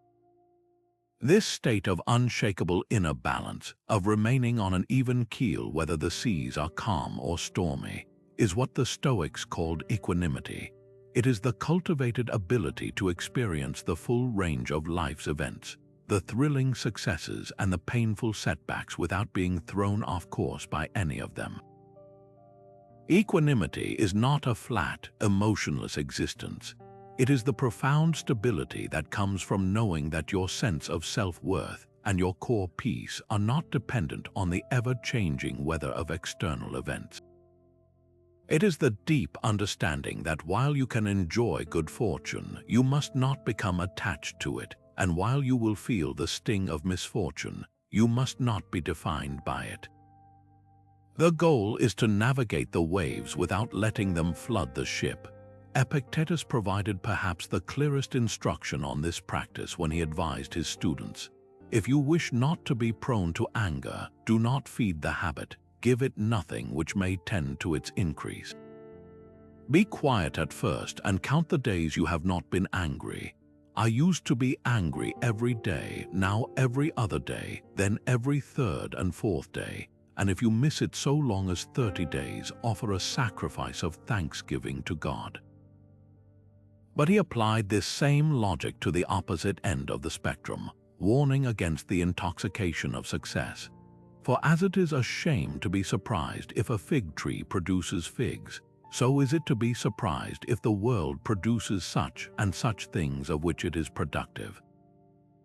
In other words, do not be elated by praise or success as if it were a rare and unexpected gift, and do not be depressed by criticism or failure as if it were a shocking, unnatural disaster. See both as natural, predictable products of a world in constant motion, and your job is simply to maintain your own steady course through it all. Consider how this might look in a modern context.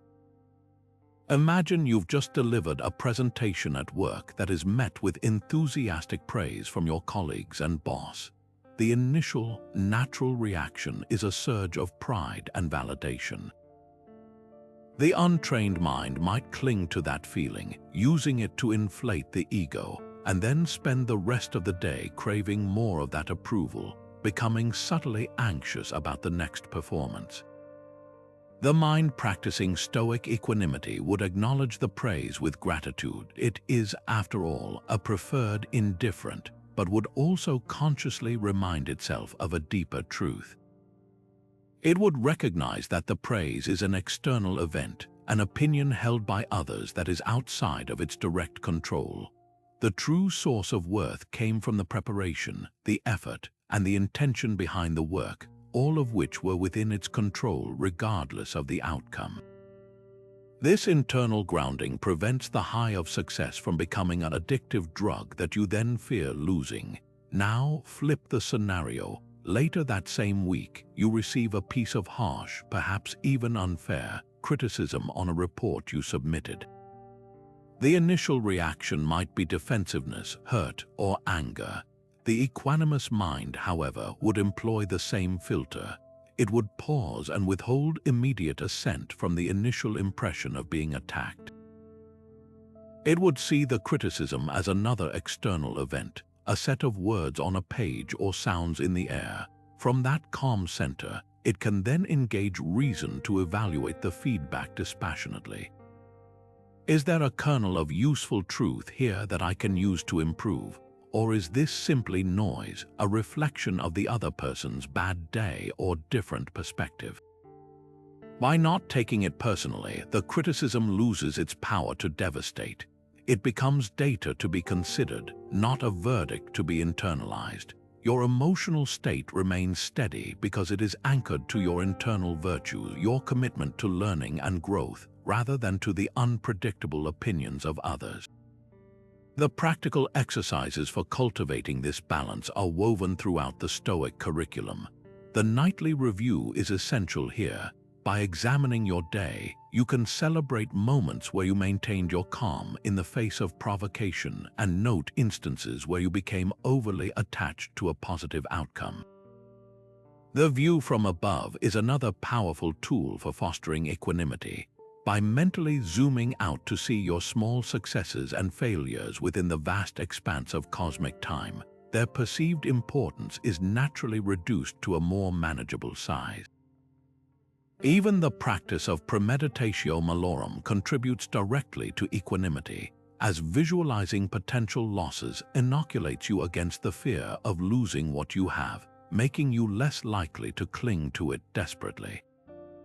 The consistent thread through all these practices is the intentional recalibration of your perspective, constantly pulling your focus away from the dizzying roller coaster of external events and back to the stable ground of your own reasoned choice.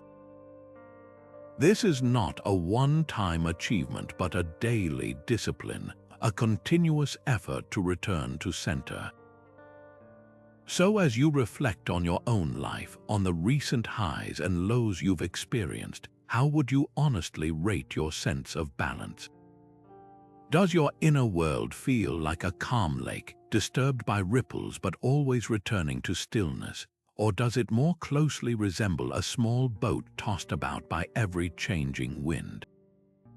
In the relentless noise of our modern world, with its constant notifications, endless streams of information, and the pressure to always be doing something, the Stoics recognized a profound and counterintuitive source of strength: the deliberate cultivation of silence and stillness. This is not about laziness or disengagement. It is an active, strategic retreat into your own mind to find a clarity that is impossible to achieve amidst the din. Seneca, in his letters to his friend Lucilius, wrote extensively about the necessity of this kind of retreat. He argued that we must periodically withdraw into ourselves, not to hide from the world, but to return to it with renewed strength and perspective. He observed that being in a crowd of people for too long can be deeply draining, as we unconsciously absorb the anxieties and distractions of those around us. His solution was to schedule regular appointments with oneself, to be a stranger to yourself, so that when you return, you can see your life with fresh, objective eyes. Think of your mind as a glass of muddy water. When you are constantly agitated, reacting to every ping and demand, the water is perpetually clouded. You can't see through it, and your decisions are made from a place of confusion. But when you allow the glass to sit still, even for just a few minutes, the sediment slowly settles. The water becomes clear, and you can suddenly see the bottom with perfect clarity. This is the power of Stoic stillness. It is the practice of stopping the constant churning of mental activity to allow your deeper reason and intuition to rise to the surface. In that quiet space, you are no longer simply reacting to the last thing that happened. You are acting from a place of considered intention. The practices to achieve this are beautifully simple and require no special equipment. One of the most accessible is mindful breathing. This isn't about achieving an altered state of consciousness. It's about using the anchor of your own breath to tether your awareness to the present moment. You can do this anywhere. Simply find a comfortable seat, close your eyes if possible, and bring your full attention to the physical sensation of your breath moving in and out of your body. Notice the cool air entering your nostrils and the slightly warmer air leaving. When your mind inevitably wanders to a worry about tomorrow, a replay of a conversation from yesterday, gently, without judgment, guide it back to the breath. This is a practical drill in the discipline of ascent. Each time you return your focus, you are strengthening your ability to choose where your attention goes, rather than having it dragged around by external events. Another profoundly Stoic practice is the quiet walk, preferably in nature if possible. The goal is not cardiovascular exercise or to get from point A to point B. It is a walk for walking's sake, a moving meditation. As you walk, engage your senses fully. Notice the feeling of the ground beneath your feet, the quality of the light through the trees, the sounds of birds or distant traffic. The Roman statesman Cato the Younger was known for his intense composure, and he often cultivated it by walking through the city in a state of deep, silent contemplation, utterly unmoved by the chaos around him. This is not about withdrawing from the world, but about learning to move through it with an inner core of silence that protects your peace. In these moments of purposeful solitude, you create the mental space to process complex emotions, to untangle knotted problems, and to reconnect with your core values away from the distorting influence of social expectations. It is in these quiet moments that we often find our most insightful solutions and regain the emotional equilibrium needed to face the world's challenges. So I pose a simple but powerful question to you. In the relentless flow of your own daily routine, when can you deliberately carve out just 5 minutes for this kind of purposeful stillness today? Throughout history, a handful of individuals have demonstrated such profound mastery over their internal world that their composure under pressure has become legendary. These Stoic role models are not distant myths. They were real people who faced unimaginable challenges and left us a blueprint of their inner fortitude. Consider Cato the Younger, a Roman senator whose unwavering commitment to principle made him a symbol of republican virtue. During a contentious political speech, his opponents resorted to the lowest form of insult, physically tearing the notes from his hands and pushing him off the rostrum. A lesser person would have met this public humiliation with rage or dejection. But Cato, without a word of complaint or a flicker of anger, simply stood up, brushed off his toga, and walked back to the platform to continue his speech with the same calm conviction as before. His composure in that moment was not a lack of feeling, but a supreme demonstration of where he had placed his values. His sense of worth was not external, located in the approval of the crowd or the success of his speech. It was internal, rooted in the knowledge that he was acting with integrity. The attempt to humiliate him failed because he refused to be humiliated. His power came from his complete indifference to everything except his own virtuous action.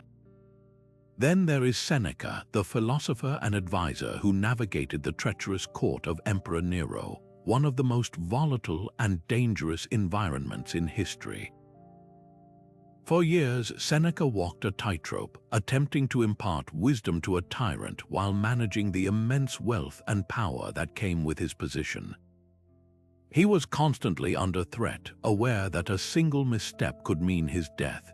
His application of Stoicism was a masterclass in managing sustained, chronic stress rather than a single acute event. He wrote extensively about the importance of preparing for adversity, of practicing poverty while rich, and of contemplating exile, humiliation, and death from the safety of his study. This daily mental rehearsal was his armor. When the inevitable finally happened and Nero ordered him to commit suicide, the accounts of his death are a testament to a life of practice. Rather than panic or beg, he calmly comforted his grieving friends, asked for his will to be brought forth, and when denied the chance to amend it, simply turned to his family and said, "Then I leave you what is of far more value, the example of a virtuous life." He met his end not with despair, but with a reasoned acceptance of nature's course, proving that his philosophy was not just for comfortable contemplation, but for life's most brutal moments. Of course, we have Marcus Aurelius, the emperor who ruled the Roman Empire at the height of its power, while facing constant war, plague, and personal betrayal. What is most extraordinary about his example is that we have a direct line into his private thoughts through his personal journal, Meditations. This was not a document meant for publication. It was his own nightly mental exercise, a series of reminders and exhortations to himself to be better, to be wiser, to be more just. Here was the most powerful man in the world, reminding himself not to be angry at the incompetence of others, to get out of bed and do his duty despite his physical ailments, and to focus only on the present moment. He was constantly applying the Stoic tools we've discussed, the view from above to see his petty troubles in cosmic perspective, Amor Fati, to accept the challenges of his reign as his necessary path, and the discipline of ascent to manage the endless stream of bad news and difficult people that flowed to the emperor's desk. His resilience was forged in the quiet moments of reflection, ensuring that when he faced the chaos of the world, he did so from an unshakable center. The power of these stories lies not in their ancient origins, but in their timeless relevance. These figures were not superhuman. They were men who dedicated themselves to a system of mental training that allowed them to access a deeper part of their own humanity. Their lives stand as permanent proof that our inner freedom is independent of our external circumstances, that a soul can remain unconquered even when the body is imprisoned or threatened. They provide more than just inspiration. They offer a diverse set of examples. Perhaps you connect with Cotto's unwavering moral courage in the face of a corrupt society. Maybe you see yourself in Seneca's struggle to balance practical success with philosophical ideals in a demanding world. Or perhaps it is Marcus Aurelius's quiet, daily battle against his own weaknesses and the immense weight of responsibility that speaks to you. Each of their journeys illuminates a different facet of the same diamond of Stoic wisdom. Their collective legacy invites us to ask not just how they managed to be so resilient, but how we can begin to cultivate that same strength within the context of our own modern lives and challenges. Now that we've explored these powerful Stoic concepts, from the inner citadel to the wisdom of role models, it's time to bring everything full circle and ground it in the reality of your daily experience. All of this philosophy is meaningless if it remains an abstract theory. Its true power is unlocked the moment you learn to apply it in the trenches of your everyday life. This is where the foundational principle, the dichotomy of control, becomes your most practical and immediate tool. It acts as a real-time filter for your experiences, a lens you can consciously place over any situation to instantly reduce its emotional charge and reveal your true sphere of influence. The goal is to move from understanding this idea intellectually to wielding it instinctively, turning it into a reflex that activates the moment stress begins to rise. Let's make this incredibly concrete by walking through some common, high-frequency stressors. Imagine you're at the airport and your flight is suddenly delayed for several hours due to a mechanical issue. The initial automatic reaction for most people is a surge of frustration and anxiety. Your mind might immediately leap to the consequences. You'll miss your connection, be late for an important meeting, or have to spend an unexpected night in a hotel. The modern impulse is to march to the gate agent and demand answers, as if your anger could somehow repair the aircraft faster. This is the classic example of misallocated energy, focusing on the entirely external, uncontrollable event of the mechanical fault. The Stoic shift, guided by Epictetus's handbook, is to pause and run the situation through the control filter. The mechanical problem, the airline's procedures, the weather, the actions of the gate agent, all of these are firmly outside your control. Your control lies exclusively in your judgment of the delay and your subsequent actions. You can judge it as a catastrophic ruin of your plans, or you can see it as a neutral event, an opportunity. From that place of calm acceptance, your actions change entirely. You might find a quiet corner to get some work done. You might use the time to call a friend you haven't spoken to in ages, or you might simply sit and practice mindfulness, observing the hustle of the airport. The delay hasn't changed, but your suffering about the delay has vanished because you've stopped arguing with reality and started working with it. Now, consider an interpersonal conflict, perhaps a disagreement with a spouse about household responsibilities. The trigger might be a sink full of unwashed dishes. The reactive pattern is to see the dishes as a personal affront, a sign of disrespect or laziness. This interpretation leads to a heated accusation. "You never do the dishes, I always have to clean up after you." This approach, focused on trying to control the other person's behavior and character, is almost guaranteed to create defensiveness and escalate the conflict. The Stoic application begins the moment you feel that surge of irritation. You pause and apply the filter. Your partner's actions, their habits, their mood, these are not within your direct control. What is within your control is your judgment of the situation and your chosen response. Instead of judging the dishes as a sign of disrespect, you might choose a more charitable interpretation. "They must be really tired from work," or "this is just a chore that needs doing." From that neutral starting point, your action shifts from an attack to a request. You might say, "I'm feeling overwhelmed by the kitchen mess. Would you be able to help me tackle it together?" This approach, focused on your own feelings and a collaborative solution, addresses the same problem but from within your true sphere of control, dramatically increasing the chance of a positive resolution. Even in the face of personal failure, this filter is transformative. Imagine you gave a presentation that didn't land well. Your ideas weren't received with the enthusiasm you'd hoped for. The uncontrolled mind might spiral into self-criticism and shame, obsessing over the audience's reaction, their opinions, their engagement level, their quiet whispers. This is all outside your control. The Stoic practice is to ruthlessly redirect your focus inward. You cannot control how the audience received the information, but you did control your preparation, your effort, and your intention. So your analysis becomes a constructive internal audit. Did I prepare to the best of my ability? Was my intention to serve and inform? Did I present with integrity? If the answer is yes, then you can accept the external outcome with equanimity. If the answer is no, then you have a clear and controllable action item for next time. Prepare more thoroughly.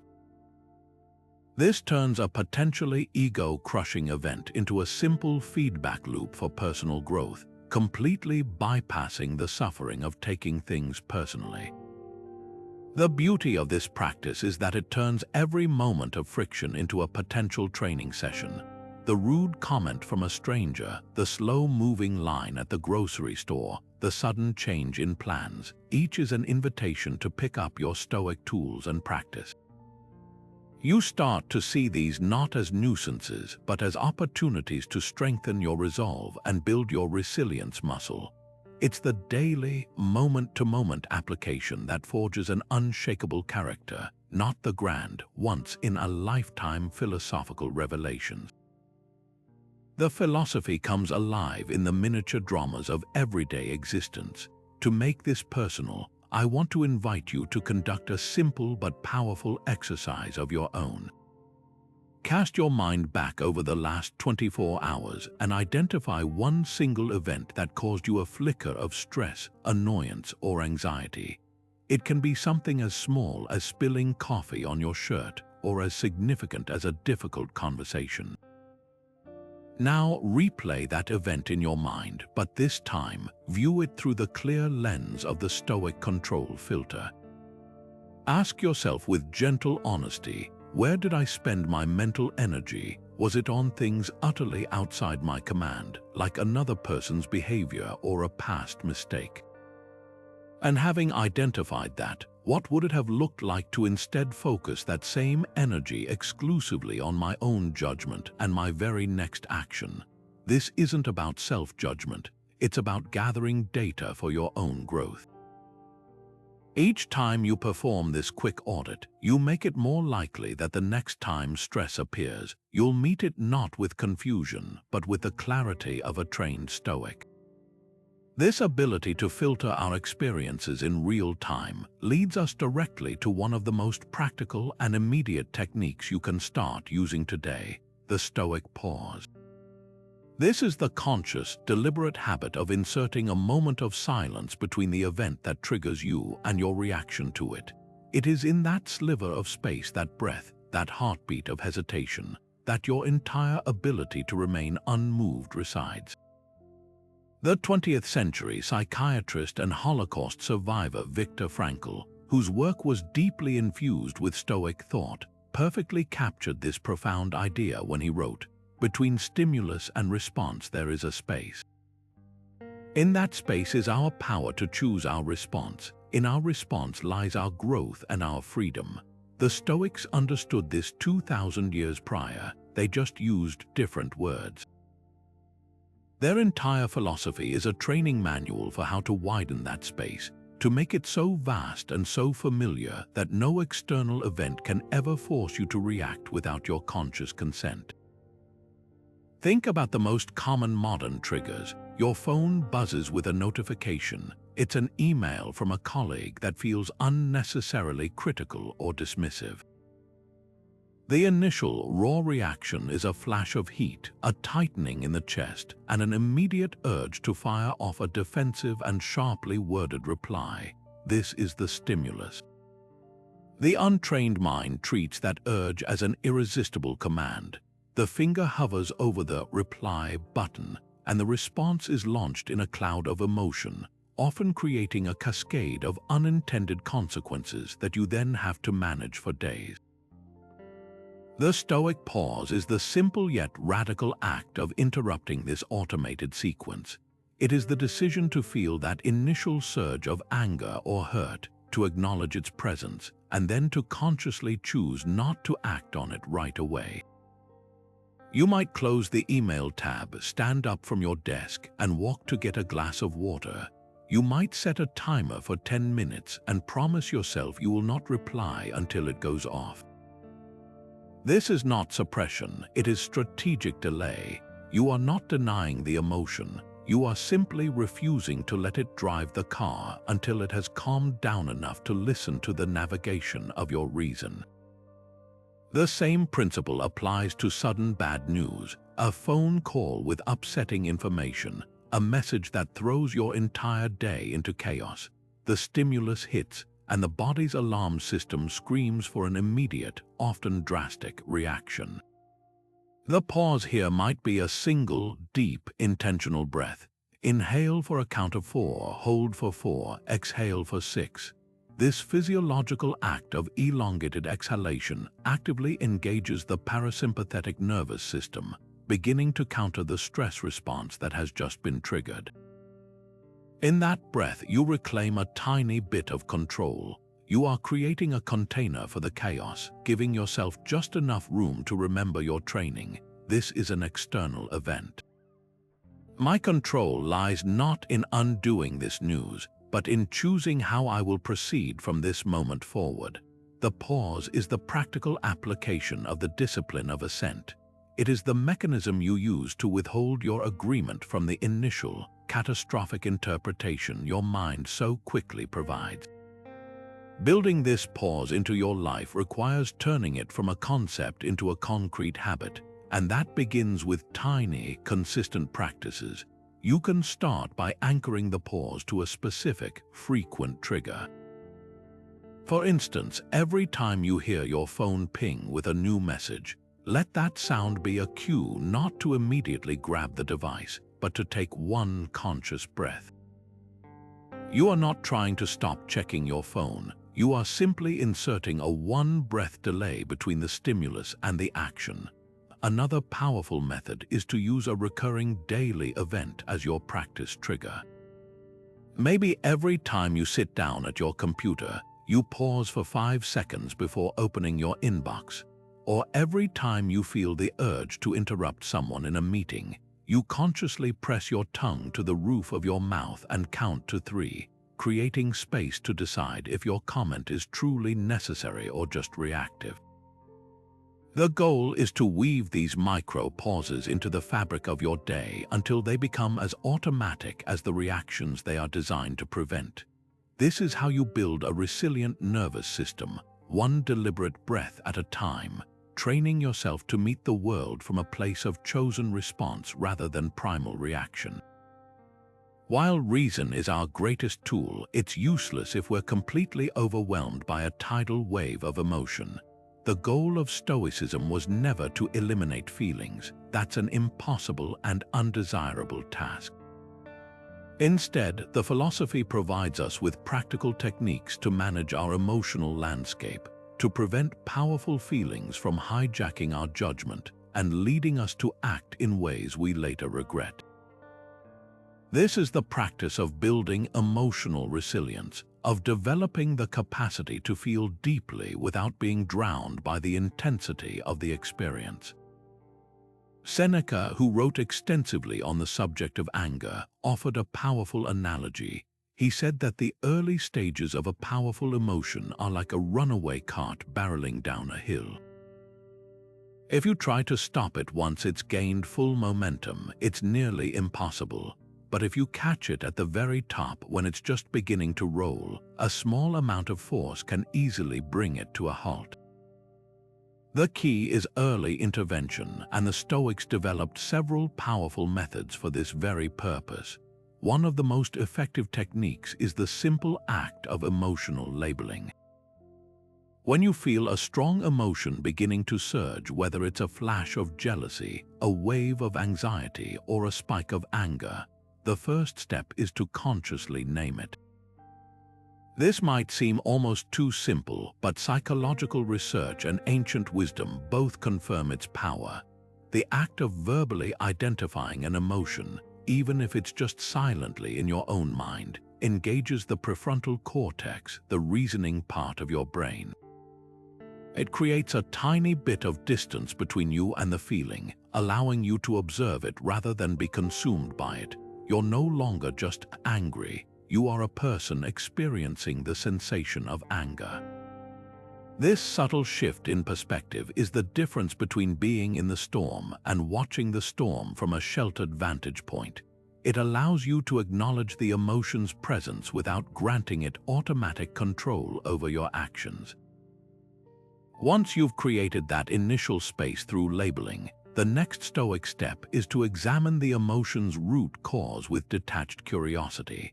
The Stoics believed that our disruptive emotions are not caused by external events themselves, but by the judgments we attach to those events. Seneca advised that when we feel anger rising, we should pause and ask ourselves a series of rational questions. What specific belief was triggered to cause this feeling? Is that belief actually true, or is it an assumption? Am I interpreting this situation fairly, or is my perception clouded by past experiences or insecurities? For example, imagine you feel a sharp sting of jealousy when a colleague receives public praise for a project you contributed to. The raw emotion might urge you to make a sarcastic comment or to downplay their achievement. Instead, you label the feeling, "This is jealousy," and then you investigate its root. The underlying judgment might be, "My work is being overlooked, and this means I am not valued." Reason can then step in to challenge that judgment. Is it truly true that you are not valued? Could your colleague's success actually reflect well on the entire team, including you? Is there a more constructive way to ensure your contributions are seen, such as a conversation with your manager? By dissecting the feeling, you drain it of its destructive power and convert it into useful data about your own values and perceptions. This process of examination is where we truly practice the Stoic art of separating what is within our control from what is not. The emotion itself, as a physiological response, is often automatic and outside your immediate control. Your heart might pound, your face might flush. These are natural reactions. But your judgment about what that emotion means and what you choose to do with it is entirely within your domain. Anxiety about an upcoming presentation is a feeling. The story you tell yourself, "I'm going to fail and everyone will think I'm incompetent," is a judgment you can choose to accept or reject. The Stoic doesn't try to suppress the butterflies in their stomach. They simply refuse to let those butterflies dictate the flight path. They acknowledge the anxiety, thank their body for trying to prepare them for a challenge, and then focus their mental energy on the aspects they can control: thorough preparation, clear speaking, and a calm demeanor. Seneca's letters are filled with this kind of pragmatic advice for emotional management. He suggested that we should be particularly wary of the stories we tell ourselves when we are emotional, as they are often dramatic distortions of reality. He advised cultivating a habit of pausing before acting on any strong impulse, giving the initial wave of feeling time to subside so that reason can navigate from a calmer shore. This isn't about becoming emotionless. It's about ensuring that your actions are guided by your deepest values, not by the temporary turbulence of your emotional state. The resilient person is not someone who never feels despair, but someone who feels it, acknowledges it, and then remembers that the feeling, like a storm, will eventually pass. They know that their core self remains intact beneath the weather of their changing emotions. So I want to leave you with a question for honest self-reflection, a starting point for your own resilience training. What is the one emotion that most frequently overwhelms your sense of reason and leads you to act in ways you later wish you hadn't? Once you've named it, how might you apply the Stoic tools of labeling and rational examination the next time it arises, to create that vital space between the feeling and your response? In a world that often celebrates overnight success and instant gratification, the Stoic path to resilience stands in stark contrast. It is a philosophy built not on quick fixes or dramatic breakthroughs, but on the quiet, consistent, and often unglamorous work of daily practice. This is the long game of inner fortitude, where true strength is not found in a single moment of heroism, but in the accumulation of countless small choices to respond with reason instead of reaction. Marcus Aurelius, who led an empire while constantly battling his own human weaknesses, understood this deeply. He reminded himself in his private writings that progress is a gradual process, advising, "Don't be overheard complaining about life at court." Not even to yourself. This wasn't about suppression. It was about recognizing that mastery over one's inner state is won in the minute-by-minute battles of everyday life, not in a single glorious war. He knew that the goal was not to become a perfect Stoic sage overnight, but to be slightly better today than you were yesterday, and to continue that upward trajectory with patient persistence. Think of building resilience like carving a statue from a solid block of stone. You cannot simply will the finished form into existence with one mighty blow. The sculptor's work is incremental. Each strike of the chisel, each careful scrape of the file seems to make an imperceptible difference. One day's work might not even be visible to the untrained eye. But the sculptor understands that the cumulative effect of these repetitions is absolute. With consistent, deliberate effort, the form slowly emerges from the formless stone. The same is true for your character. Each time you pause before responding in anger, you are taking one chip off the block. Every instance where you reframe a setback as an opportunity, you are defining a new curve. Each morning you take 5 minutes for reflection, or each evening you conduct an honest review. You are smoothing a rough edge. The work is repetitive, and some days you will feel like you're making no progress at all. But just as the stone cannot resist the persistent chisel, your old reactive patterns cannot withstand the steady, patient application of Stoic practice. The masterpiece of an unshakable character is not created in a moment of inspiration. It is uncovered through the daily discipline of removal, chipping away everything that is not essential. The fear, the anxiety, the need for control, until your true, resilient core is revealed. This long-view perspective is what separates a fleeting mood from a lasting mindset. It's the difference between feeling calm in a moment of quiet and being a calm person who can access that center even in a storm. The former is a temporary state dependent on circumstances. The latter is a trait forged through repetition and earned through time. Marcus Aurelius frequently returned to this theme of gradual, humble progress. He wrote, "Your mind will take the shape of what you frequently hold in thought, for the human spirit is colored by such impressions." This is both a warning and a promise. It warns that if we frequently indulge in anxiety, anger, or resentment, our mind will default to that shape. But it promises that if we persistently practice virtue, reason, and acceptance, our spirit will gradually be colored by those qualities instead. The practice itself becomes the teacher, reshaping us from the inside out through its constant, gentle pressure. This is why the Stoics placed such emphasis on daily rituals like journaling, meditation, and premeditation. These were not items to be checked off a list. They were the daily repetitions of the mental sculptor, the essential training that ensured when a true crisis arrived, their character would hold its form. It is the patient accumulation of these small acts that builds a resilience capable of weathering any storm.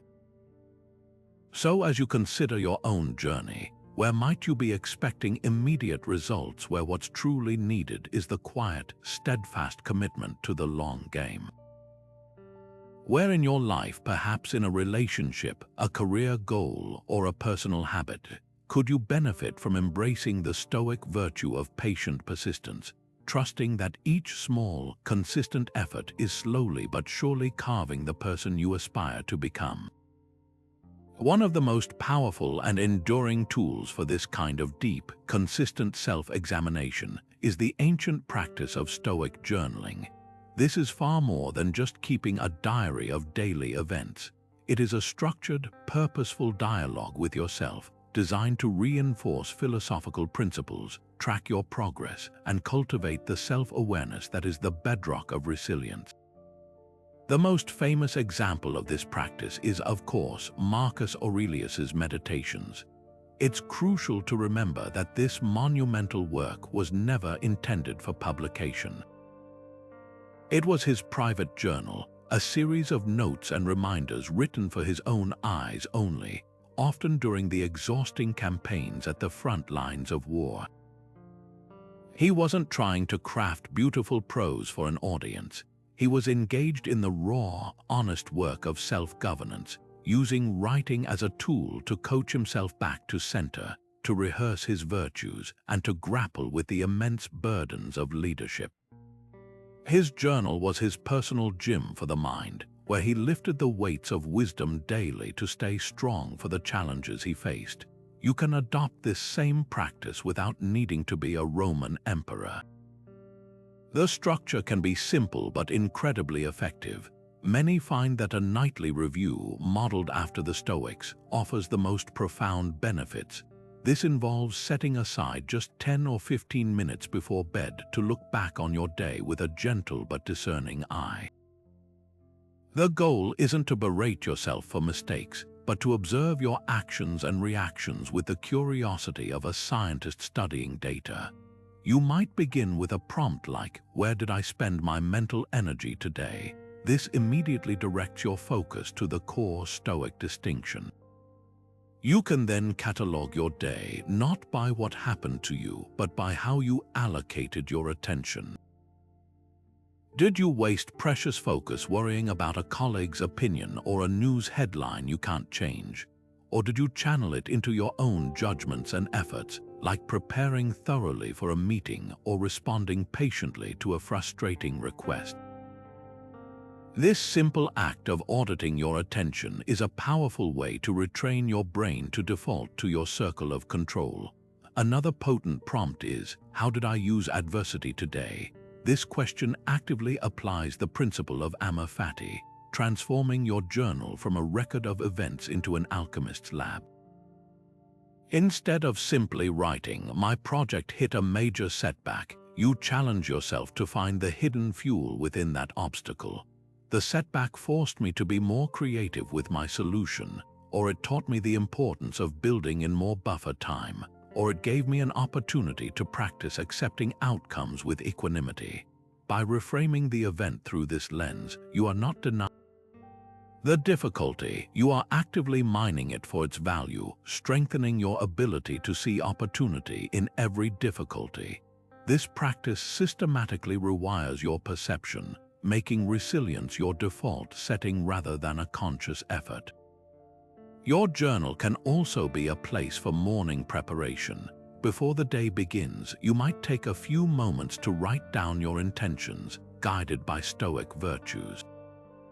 Today, I will practice courage by having that difficult conversation I've been avoiding, or I will exercise justice by listening fully to my team member's perspective without interrupting, or I will cultivate temperance by taking a break when I feel overwhelmed instead of pushing through impatiently. This sets a philosophical compass for your day, giving you a tangible virtue to aim. Amidst the chaos, then, in the evening, you can review how well you lived up to your intentions, not to judge yourself, but to learn and adjust for tomorrow. This cycle of morning intention and evening reflection creates a powerful feedback loop that accelerates your growth, turning abstract philosophy into lived experience.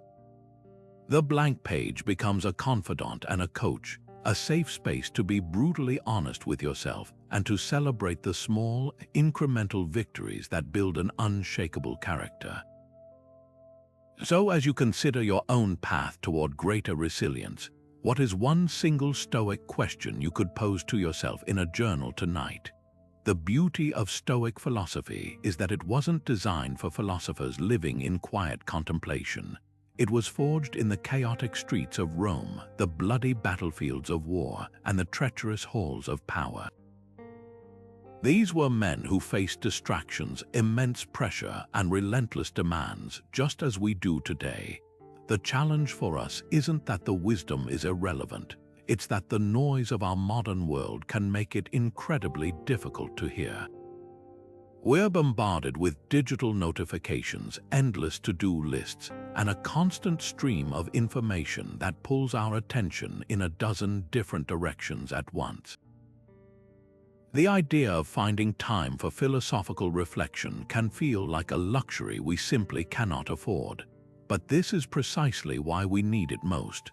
The goal isn't to add another burdensome task to your overflowing plate.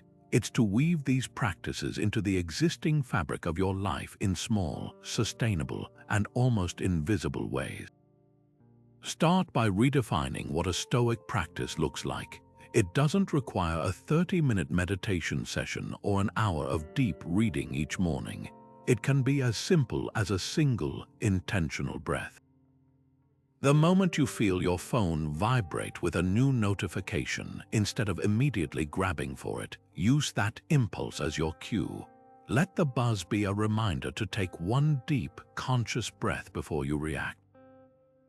You're not trying to stop using your phone, you're simply inserting a one-breath pause between the stimulus and your action. This tiny act is a practical application of the discipline of assent, and you can do it dozens of times a day without adding a single minute to your schedule. It turns the very source of your distraction into a trigger for your practice. Another powerful way to integrate Stoicism is to attach it to an existing daily habit. This is called habit stacking, and it's one of the most effective methods for building a new routine. Your morning coffee ritual is a perfect example. While the coffee brews or as you take your first sip, instead of scrolling through social media, pose one Stoic question to yourself. It could be, what's one thing within my control today that I can focus on doing well? Or what potential obstacle might arise and how can I prepare my mind for it? This takes less than 60 seconds, but it sets a philosophical compass for your entire day. Similarly, your commute, whether you're driving, taking a train, or walking, can be transformed from wasted time into training time. Instead of listening to the news or a random playlist, try a few minutes of silence to practice the view from above. mentally zooming out from your immediate concerns to gain a broader perspective on your place in the world. For those moments of high stress that are inevitable in a busy life, have a simple Stoic mantra ready to deploy. When a project at work suddenly goes off the rails or a personal conflict arises, your mind can instantly default to a pre-prepared phrase that reorients you. This could be Marcus Aurelius's "The obstacle is the way," or Epictetus's reminder, "It's not what happens to you, but how you react to it that matters." These aren't just nice quotes, they are cognitive tools. By having them memorized and readily available, you give your reasoning mind a foothold to stand on when emotional waves threaten to pull you under. It's like carrying a mental life raft that you can inflate the moment you sense you're in deep water. The key to making any of this stick is to start laughably small and be incredibly consistent. Don't try to implement all these ideas at once. Choose one, just one tiny practice to focus on for a full week. It might be that single breath before checking your phone, or that one question with your morning coffee. The consistency of the action is far more important than the duration or complexity. Each time you perform that small action, you are casting a vote for your identity as a more resilient, thoughtful person. You are strengthening the neural pathways that lead to calm and reason, and weakening the ones that lead to reactivity and stress. Over time, these microscopic actions compound into a massive shift in your default state of being. The ancient Stoics understood that character is built not in grand, sweeping declarations, but in the quiet, consistent choices we make every single day, often when no one is watching. So the most practical question you can ask yourself right now isn't how you can master Stoicism, but what is one microscopic, sustainable step you can take today to invite its wisdom into the rhythm of your life. And so we arrive at the end of our journey, having uncovered the fragments of that lost blueprint and pieced them together into a practical guide for modern life. We began with the fundamental cornerstone of Stoic wisdom, the radical yet simple dichotomy of control. This is the essential filter that teaches us to direct our precious energy inward, toward our judgments and actions, and to release our grip on the external world of events, other people's opinions, and outcomes we can never command. This single shift in perspective is the master key that unlocks a profound sense of agency, transforming you from a passive victim of circumstance into an active architect of your response. From that foundation, we built the critical skill of perspective. We explored how to zoom out with the view from above to see our problems in their true, manageable size against the vast backdrop of the cosmos. We learned the transformative art of Amor Fati, of loving our fate and finding the hidden opportunity within every obstacle. This isn't about naive positivity. It's about the strategic reframing that turns every piece of grit that life throws at us into a pearl of wisdom and strength. Perspective is the lens that cleanses our vision, allowing us to see challenges not as threats, but as the very training grounds we need to become who we are meant to be. But knowledge without action is merely entertainment. That's why we dedicated ourselves to the necessity of practice. Resilience is not a personality trait you're born with, it is a skill, a muscle that is built through daily, consistent repetition. It is forged in the small choices, the voluntary discomfort of a cold shower, the nightly journal review, the conscious breath we take before responding to a provoking email. It is the discipline of ascent practiced in a traffic jam, the premeditatio malorum rehearsed before a difficult conversation. This is the unglamorous, brick-by-brick construction of your inner citadel, a stronghold of calm that will stand firm long after the storms of outside events have passed. And all of this, the focus on what you control, the broadening of your perspective, the daily commitment to practice culminates in one ultimate reward: genuine resilience. This is the unshakable core that remains calm amidst chaos, the steady hand that guides the ship through any storm. It is the quiet confidence that comes from knowing, through repeated experience, that you can handle more than you think. You have faced discomfort voluntarily and found yourself still standing. You have reframed setbacks and discovered their hidden gifts. You have paused before reacting and chosen a better path. This is the proof of your own strength, evidence gathered not from a book but from your own life. These are not abstract ideas for ancient philosophers. They are incredibly accessible, transformative tools for anyone feeling overwhelmed by the pressures of modern life. You do not need to retreat to a mountaintop to use them. You can start right where you are with what you have. The goal is not perfection but progress. It begins with a single small step. Perhaps tonight you take 5 minutes to write down one thing you tried to control today that was beyond your reach, and one thing within your control that you did well. Maybe tomorrow you choose one minor inconvenience and practice accepting it without inner complaint. Start small, but please start now. The most powerful journey begins with a single, deliberate decision.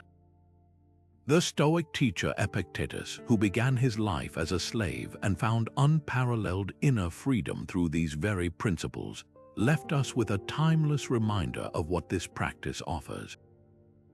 He said, "No man is free who is not master of himself." This is the true promise of the Stoic path. It is not a freedom from difficulty, but a freedom within it. It is the liberation that comes from knowing that your peace of mind, your character, and your integrity are possessions that can never be taken from you without your consent. You have the blueprint, the tools are in your hands. The power to build an unshakable life, one grounded choice at a time, belongs entirely to you. I would love to hear about your first steps in the comments below. What's one small way you've begun to apply this wisdom? And if you found this journey valuable, consider subscribing for more insights into living with greater clarity, purpose, and calm. Thank you